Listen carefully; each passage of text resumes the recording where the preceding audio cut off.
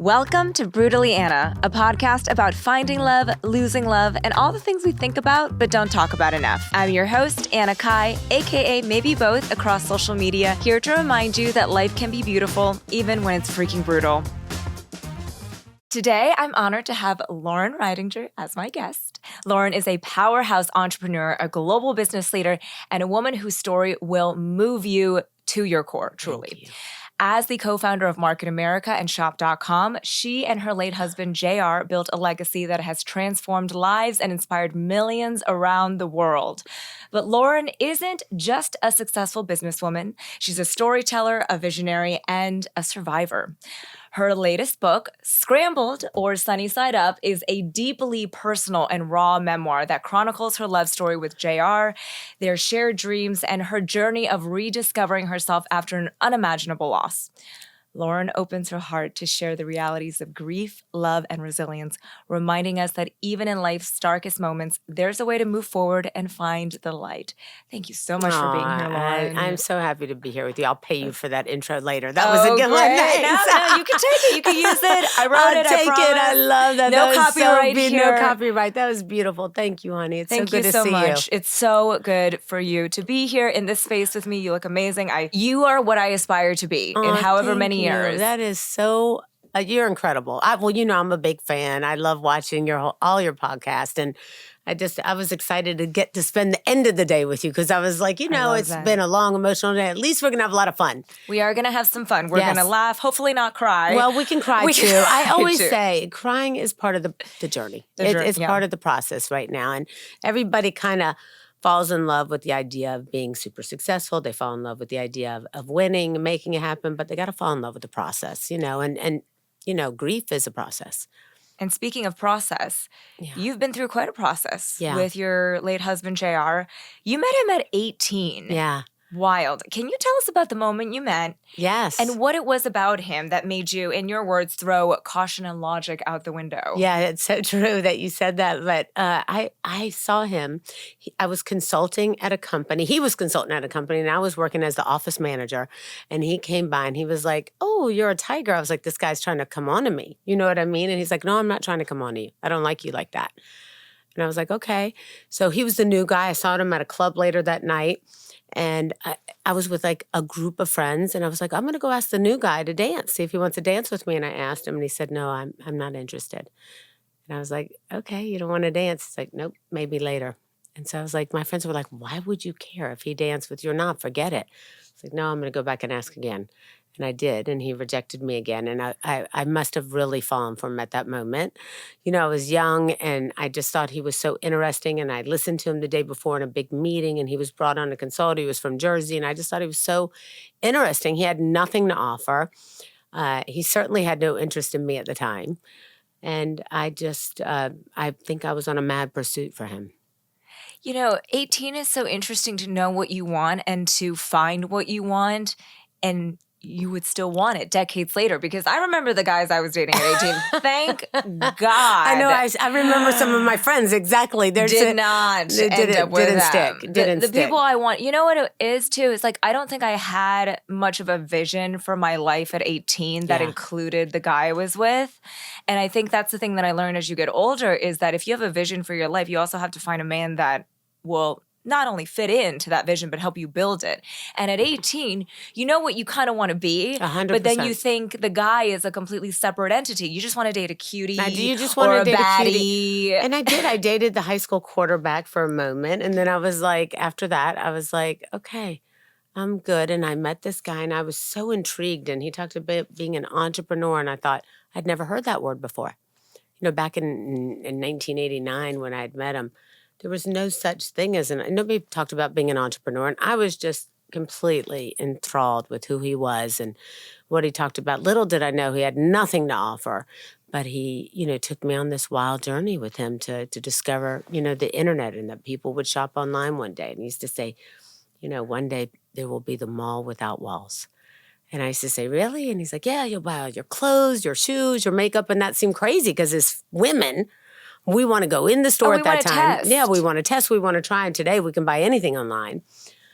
And he would, travel state to state, driving around and, asked me to go with him and talk to this, handful of people, 5, 6, 7 people. Then today we speak for thousands, but back in the day it was 5, 6, 7 people. And he'd say, we're going to have the mall without walls and you buy whatever you want online. And people would look at us like we were crazy. And I remember one day after the meeting, I could see people and how they would look at him. And he was like, wow, that was a great meeting, wasn't it? And I was like, well, I don't know if they agreed with us. He goes, it doesn't matter what they think. What matters is what you think, Loren. What do you think? Do you believe in us? Do you believe that we can do it? And I was like, yeah. He's like, okay, you do it tomorrow. I was like, no, I can't do it. I cannot speak like you can. I'm not a public speaker. I've never spoken. I'd rather die. I don't want to be up there. Please don't make me do this. He's like, you'll be great in San Antonio tomorrow. And the whole way driving to San Antonio from Houston, I was thinking, how am I going to break up with this guy? I don't want to be with this guy. I'm scared to death. I didn't want to disappoint him. I didn't want to embarrass myself, but I got there and I got up. I was like, hi, everybody. My name is Loren Ashley. And I fainted. And I was like, this can't be. And I remember waking and looking over. All 7 people were like fanning me. I was traumatized. And he looked at me and he said, get up. You were great. Your San Antonio's 98 degrees. They turned the AC off. Anyone would have fainted. You're going to be amazing in Dallas tomorrow. Get in the car. Let's go. And I got in that car thinking, I don't want to do this. But what was amazing was he didn't get in the car and say, you're right. You're not a good speaker. Stick to driving. He got in the car and said, you're going to do it again. And that is what I fell in love with. I fell in love with this man who instilled belief in me when he had nothing else to offer but that type of presence. And I think that we're so often brought up in an environment where we're told we can't be something. Oh, don't go for being an astronaut. That's too hard. Why not stick to being, X, Y, Z? And we don't go for our dreams. And I just wanted to go for it with him. Well, what's interesting is that he, unlike most people, rewarded your failure. Yeah. Whereas we are conditioned in a society to reward success. So true. And that's the problem is I think, especially, when you're working in corporate America, they reward success to the point where then people don't take risks because if they're afraid to fail, they're not going to fail. Take risks. And that's when you stop innovating. You really stop. You're exactly right. You have to continue to fail no matter how successful you are. I think about a time where I remember right before COVID or right after COVID, our office had over inventoried a whole lot of product to the point of millions of dollars. And I was like, are you upset that there's all this inventory? He's like, nope, because people can make mistakes with the right intentions. Mm-hmm. Their intentions were right. They didn't want us to run out of product. We'll learn from it. They'll get it. And, I think you're right. I think people are afraid to fail. Right. And they're afraid to fail from the time we're little. So even when we get into corporate America, as you say, and he just really empowered me to believe that I was possible. And to me, that was everything. Because I know my dad didn't believe that. I know my dad didn't think that that was possible. He used to say, you think you're going to grow up one day and live in a beautiful house and make it? It's impossible. That doesn't happen for people. And I remember those days, and they hurt. And I wish so often, I always make sure I tell my children, be happy, do what you want to do, thrive, whatever makes you smile is what you should focus on doing. I remember those days, how bad they sharped when my dad made me feel like I was insignificant or I couldn't be something. They cut me. Why do you think he did that? I think he didn't. I think our parents give us what they can give us. They give us all they know how to give, what's given to them. And so I think he didn't, in his mind, he didn't want me to be let down by society. So he wanted me to go in and say, okay, go be a flight attendant or go do this. And not that that's wrong. It's just not what I wanted to do.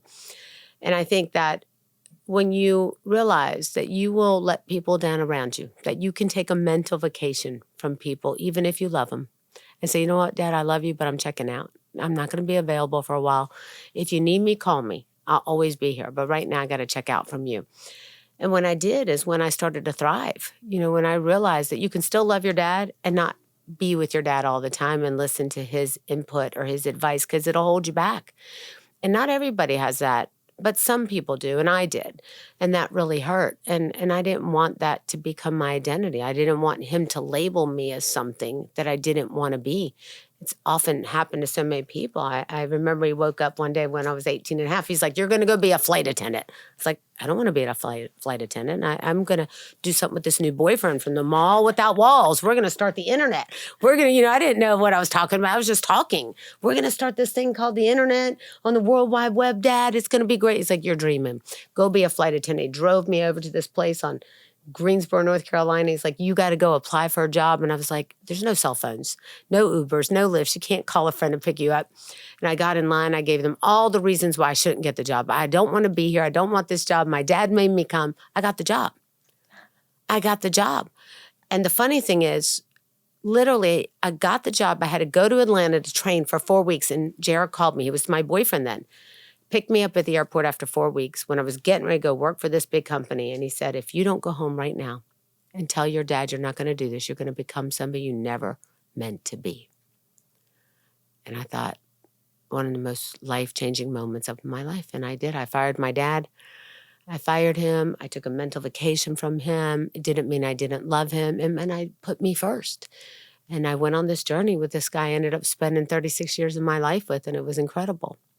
I think what's great is that you finally let go of that innate need we all have to get approval from our parents. God, it hurts. It's crazy. It's and we do it in the weirdest ways sometimes. We're like, no, I'm my own person. And it comes out in the strangest of ways. And you finally said, you know what? I can love him, but I can also be rejected by him. And that's okay. Exactly. I can take a mental vacation and just say, you know what? I'm going to step away. And it's true. And I think that, it was the best thing I ever did. And ultimately, my dad became a big supporter. And ultimately, because it was hard. Jared was 36, I was 18. So it's like, what's going on here? He didn't have anything to offer. My dad was like, is he a drug dealer? Is he this? What is he? And I was like, no, we're just going to make it. We're going to do something big. We're going to change the world. We're going to help people make it. We're going to help people become entrepreneurs. Nobody really knew what that was back then.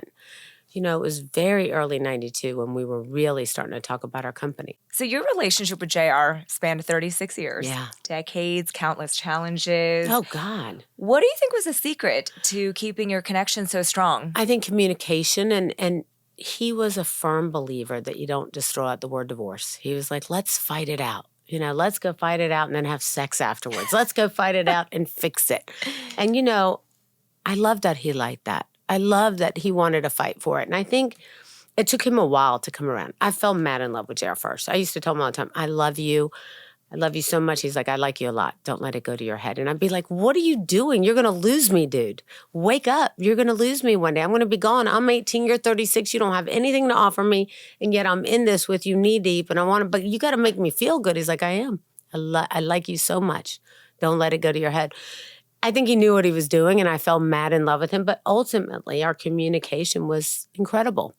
And sex was great, and communication was great. And I think we weren't afraid. Like every 6 months, we sat down. And, my team knows this. They all know. We sat down and we say, what don't we like about each other this month? What don't we like about each other this 6 months? How can we fix that? How can we adjust? And the rules were you couldn't get mad.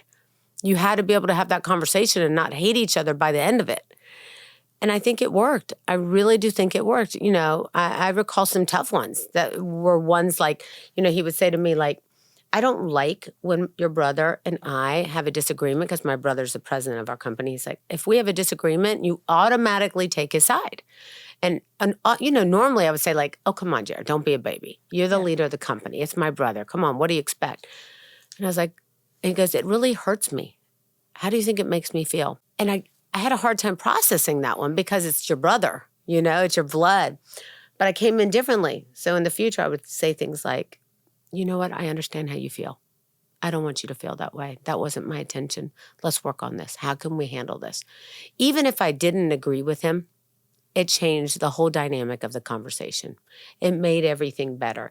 And I think, there was days I wanted to kill him. I mean, there was days you want to have a knockdown, drag out. I mean, when I was 18, I was awful. I'd go in and break everything in his house if he did something to upset me. He thought I was a lunatic. Jared was never ready for me.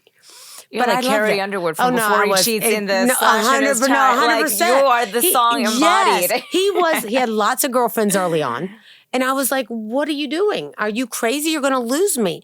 And I think when he really realized, like, she's no joke. She's not playing. Like, she's broken everything left in my house to break. You know what I mean? She's going to go for this. The only thing left is my body. Exactly. And I was close. You know what I'm saying? So, and he started to do the work. And that was the difference. I could see him doing the work. I could see him working on himself. I could see that he wanted to make the effort to not make it about he, but make it about we. And that was the big conversation. That was the difference. Well, see, and the thing is, a lot of people think they can change a man, but you can't change a man unless he wants to change himself. And I think what you and JR had is that he wanted to change for you. He did. You didn't really want to change. You were just like, this is it. This is what I'm going to leave. Yeah. And I was tolerant with girlfriends. I was tolerant with all that stuff. I kept saying, don't you want to just have like a just me and you? And he was like, I'm getting there. I'm getting close. And I was like, okay, well, every time you go out with somebody, I want you to visualize me on a date with them, with somebody. And he did not like that at all. And the more I put that on him, the faster that ended. You know what I mean? It's like, but the shit we do when we're young is so different than what we do today. And I think it was part of our journey, part of our discovery of each other, part of our tolerance. You know, I think we all figure out what our tolerance level is. And he wasn't on the same time zone as me at first. It took him time to feel the same way I did. But Isn't it incredible that a man can be that much older than you and he can be less mature than you because he needs more time to figure it out? I think it's normal. In many ways, I think it's normal. Men, their frontal lobe isn't developed until 30. No, not till they're much later. Exactly. Much later in life. And damn, that's true. I was okay. I learned to deal with it, and I had words with him. And then one day it just all came together. And you could just tell that the work he was putting in and the work I was putting in.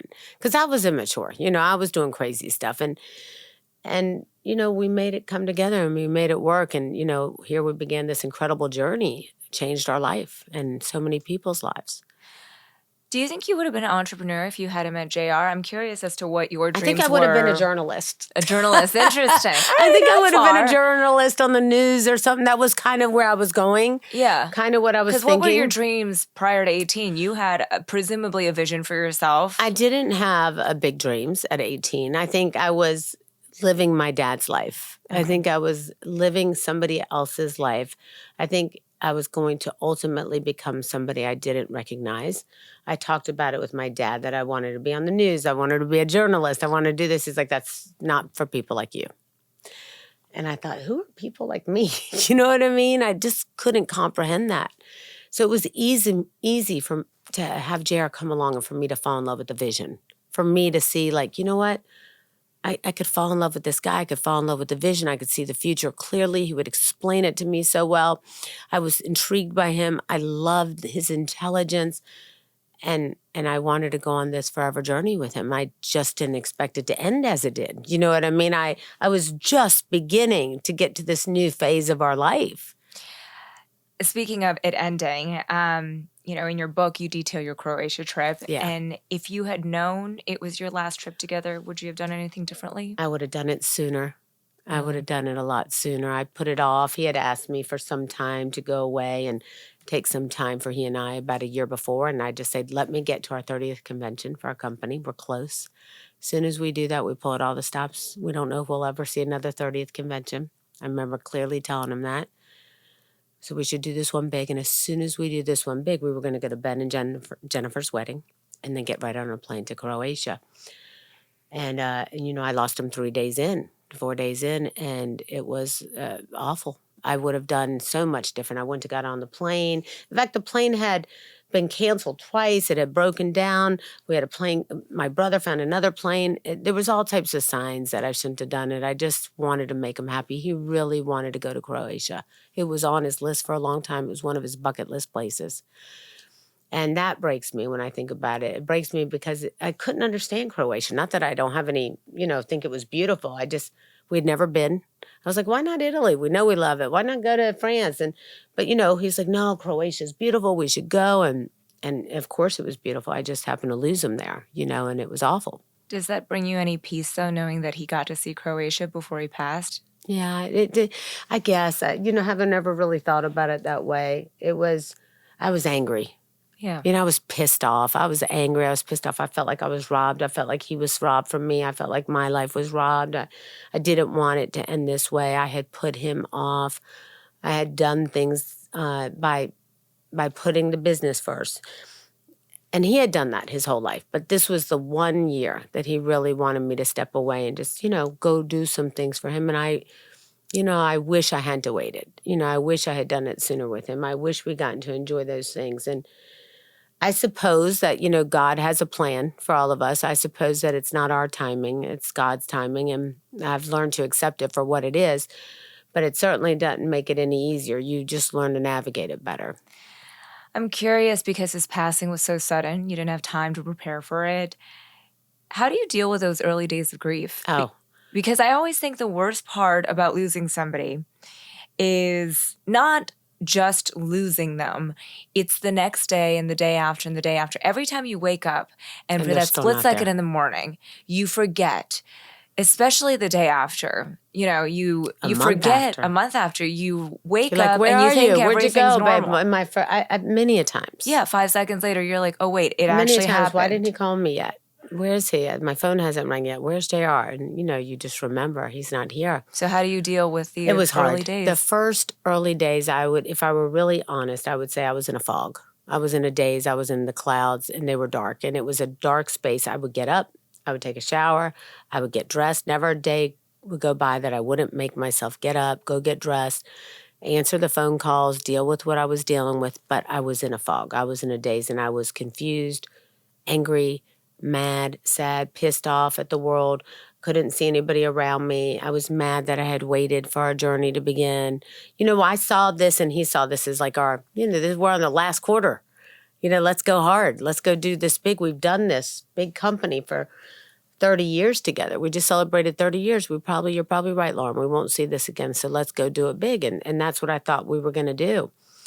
And so it was dark. It was a very dark place. And I had, thank God, good friends around me. My family, Mark, who's the president of our company, have been amazing support for me. But you're my daughter, my grandkids, but you feel, you're an alien almost. You don't fit in anymore. You don't really know where you belong. All your friends that are couples, you're not getting invited to things that are couples anymore. Everything looks different when you're, you lost the person. Well, and a huge part is that I'm sure they don't want you to be reminded that you don't have your counterpart. Of course, and I'm sure. But that's the thing. You don't think about it like that then. You're thinking about like, this hurts. Right. How come I'm not invited to the couples dinner? Because you're not a couple and they don't want me to be hurt. But, it's like nobody knows what to say. Yeah. So, it's because we never talk about it. It's so taboo, the conversation of death. It's not something that and I know that you did an interview on it, which was so helpful. But it's really hard because nobody talks about it very much. And because they don't, nobody knows what to say. Nobody knows what to do. Really. So what do we do? I think the one thing to do is not do something. Write a text saying, you know what, I'm here for you. You don't have to answer me, but I'm here. Because maybe the thing to do if you're a friend of yours and the situation is, hey, we're all getting together, the 6 of us. I don't want to... Yeah, I don't want you to feel left out. I don't want you to feel left out, but I also don't want you to feel obligated to come. But we love you, and we want you to come. So we're going to leave it in your court. And that happens. Sometimes like Victoria and David Beckham will call me and say, you want to go to dinner? I'm like, you guys sure you want me to be third wheel in it? And they're like, we wouldn't call you if we didn't want you to come. And you can always tell when Victoria means it. She's like, I want you to be there. Don't be ridiculous. Also, once you've been married for a very long time, who cares? After you've been married for so long, it's like you welcome extra. You're like, come on in. This is fun. Like, come on in, guys. We like having third party, 4 parties. We love it. It's like, guys, let's spice this up a little bit. Exactly. In a PG way. In a PG way. That's yes, of course. That's it, right. That's hilarious. No, but it's true. Yeah. Well, here's the thing. You talked about, I suppose God has a plan. Yeah. Did your perspective on faith and spirituality shift after JR's passing? Were you religious before then? What were your thoughts about God and the afterlife before and after? I think I've always believed in God. I always believed that there was something afterwards, but not really sure. JR did. He was very deep in his thought. He, believed that there was something after this lifetime, that you would come back together at some point again. You can if you want to. And I would be like, okay, yeah, sure. But, now spiritually, I believe in signs now. I believe in so much afterwards. I feel him around me often. I see the lights around me. Sometimes he's controlling all the things around me spiritually. My whole life has grown, my friends. And, I wasn't the type of person who was so religious. Jared and I used to say we have our own church in our house. We pray all the time. I'm a big believer in God, big believer in being grateful. But this was a different type of thing. It was really being spiritually aware.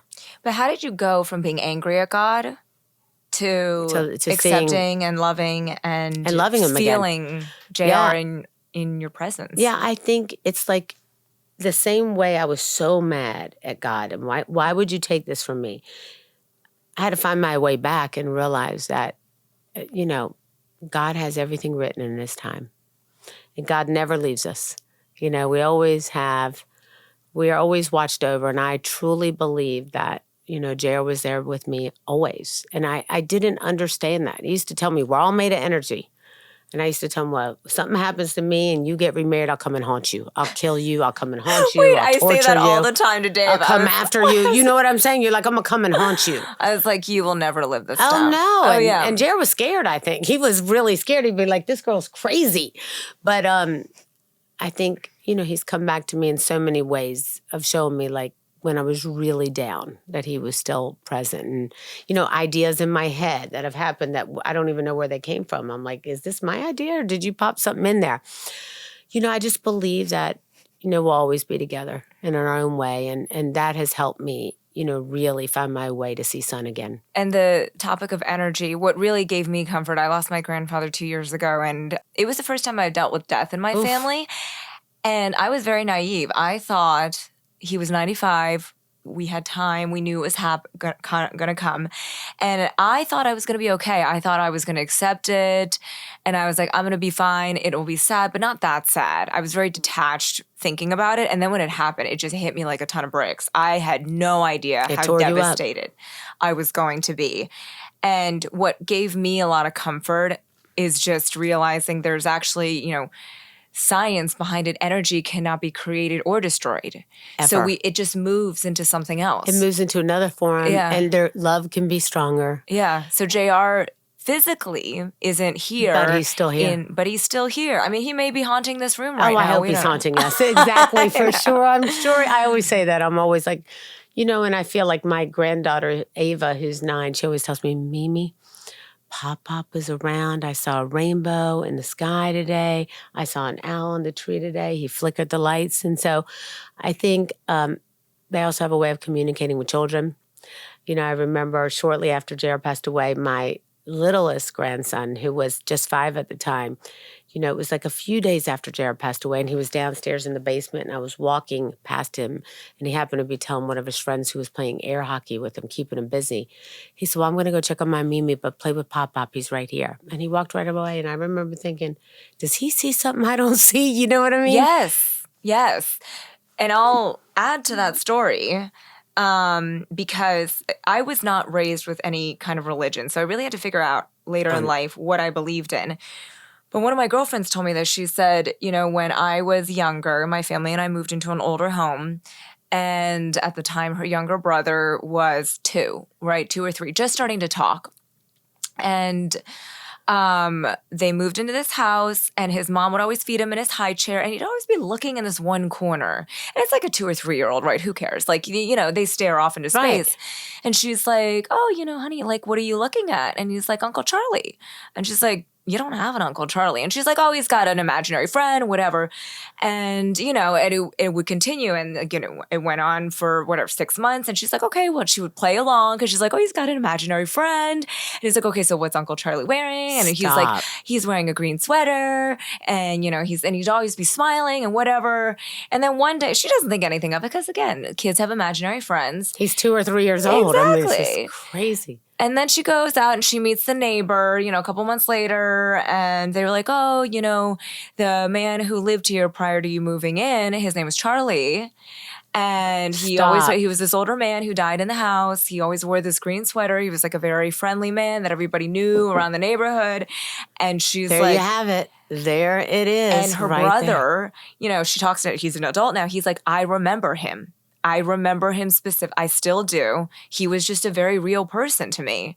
And I was like, but he was like a friendly ghost, right? Wow. Charlie the friendly I love ghost. it, the friendly. But isn't that great? And I believe in that totally. I certainly haven't seen Jared, but I've certainly felt him. And I've seen him control all the lighting around me multiple times with my friends and really pretty amazing experiences that could have never happened. And I think he does them often when like my friends are around to let me know like, hey, this is real. Don't destroy. Because, I'm so practical, logical. Well, I think that's the difficult part. Is like you we wanted live to say, here. nope, that can't be possible. Well, you want to say, oh, it's just a coincidence. It's just a coincidence. It's the lights flickering. Something's wrong with the electrical, electrician. whatever. But it's not. And so it's something that I've learned to really pay attention to now because he used to say, we're made of energy, Loren. I'm never going away. And I believe that. Now I believe this guy lives with me all the time. I love it. Like I could never date again. I know. It's like, no, that's it. Exactly. You're like, okay, can't do anything wrong, say anything wrong. No, we're still here. And I don't believe in coincidences. The older I get, the more that I realize Isn't that funny? Because I'll tell you, after my grandfather passed away, in Chinese culture, there's this mourning period of 40 days, all of this. You're not supposed to like shower and everything. I did. I was like, no, we're not doing that. You're like, I'm taking a shower for sure. You're not supposed to like kill anything that comes into your house, whether it's an insect or whatever, because it could be your ancestors. And I was just so kind of overcome that I didn't pay attention to any of it, right? But what I did realize happening was I was pretty early on in my influencer career at the time, and I didn't have a very big Instagram following. I had a big TikTok following, but not Instagram. And the moment my grandfather passed away that day, I started growing by 20,000 followers a day on Instagram. And it ended at day 40. And in 40 days, I had accumulated 500,000 followers. Stop. And for no particular reason, all my videos just started going viral. And, I was just like, whatever. 40 days. Exactly. Day 41, dropped off. That's it, dropped off. He just showed you I'm still here. It was incredible. And they say the 40 days is like when the spirits of those you need who to have rub passed, on me later. That's powerful. That's powerful. And I was like, there's no way. And I was like, I believe it with everything you're saying. Well, but I looked at the dates. I was like, why would it just drop off? Why did it start? And I looked and it was exactly 40 days. And I was like, isn't there some, because I was trying to remind myself, I was like, what is the 40-day thing in Chinese culture? 40 days is their spirit is still on this planet with us doing unfinished business before they leave. Before they transition. And you know what's so funny about this is like anybody watching this, some people are like, oh my God, that happened to me, or I can relate. And then other people are like, they're crazy. Yeah, exactly. And you're like, okay, crazy. We're not that crazy. The problem is you've never been through it. Yeah. And we're not aware. It's like sometimes. I would called me crazy before this all happened. Oh, listen, I've been called crazy lots. You can't tell it to everybody. Now we are, but you can't normally tell it to everybody. Right. But to me, the 40-day thing, I mean, come on, the light thing, everything we've been through is so real. And I wouldn't have believed it. Like, some of the lights, the way the lights would dance for me in the room when I would come in, I would think like if somebody told me this before, I would have thought they were cuckoo. Yeah, or hallucinating or whatever. You're just wishful thinking. Yes. I'm like, girl, I did not wishful think that. Yes, exactly. No, that happened for real. Yeah. But you don't know it until you experience it. And so I think there's something beautiful in that, don't you? Don't you think there's something beautiful in knowing that in the they're unknown. still there?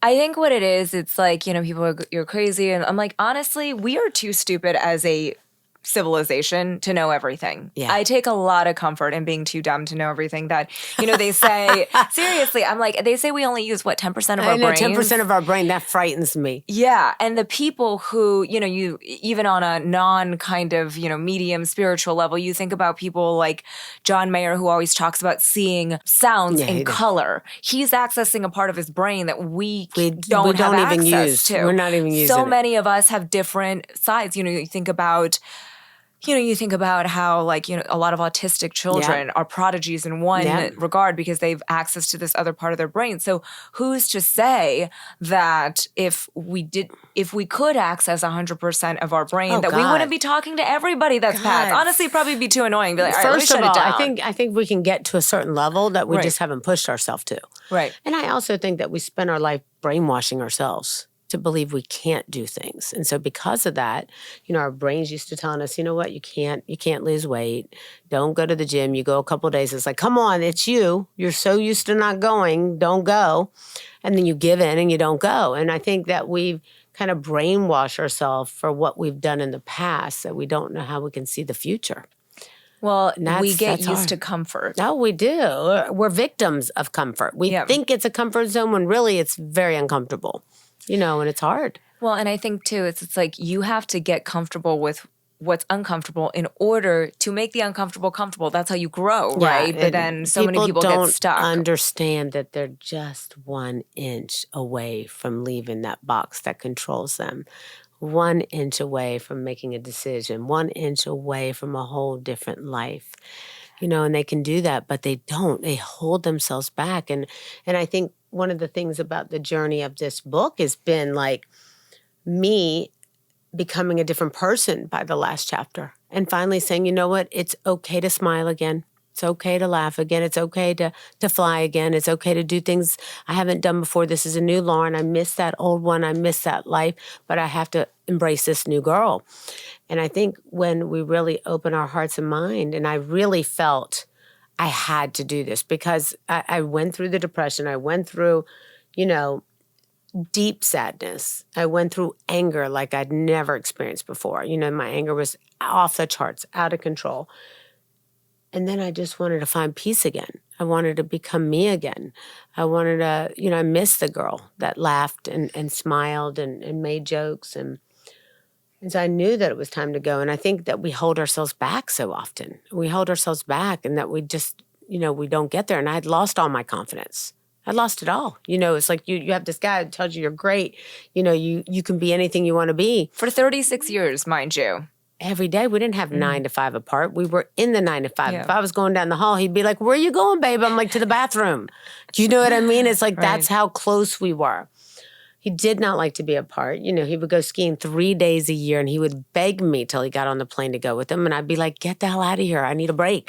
You know what I mean? It's like, I need a break. This is unhealthy. We are together 24/7, 365. And it was a lot. But at the end of the day, it was meant to be. And I really am so grateful for what we had and that love we have and will always have. And like you say, it never leaves us. I think it's a beautiful thing. And speaking of leaving, I want to end on this question because, a lot of people are going through any kind of loss. Yeah. It doesn't have to be the death of a partner. It could be just the loss of a partner. The loss of yourself. Loss of yourself. So many people pressure you to move on. You got to move on. All right. You got to just, life continues on. I wonder if they want me to move on or if they just want to know if I'll move on. You know what I mean? And I think it's But how do you deal with that? How do you move on while also honoring the past?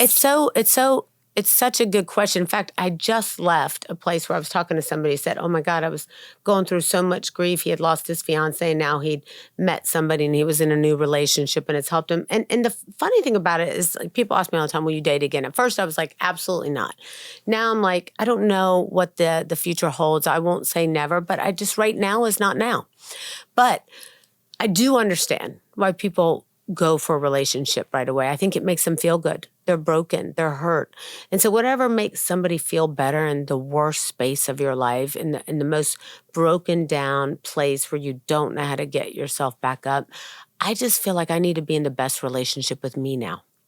I need to fall in love with me again. It took me a while to figure out what the mistakes were, what the things were that I loved about who we were.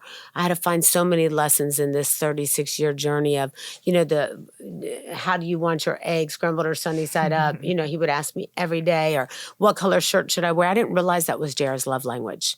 I missed that. I used to think why is he asking me that all the time? He's a pain in the ass. Because he cares. He cared. And I missed that. I thought it was do you realize how busy I am? It's your eggs, you're eating, not me.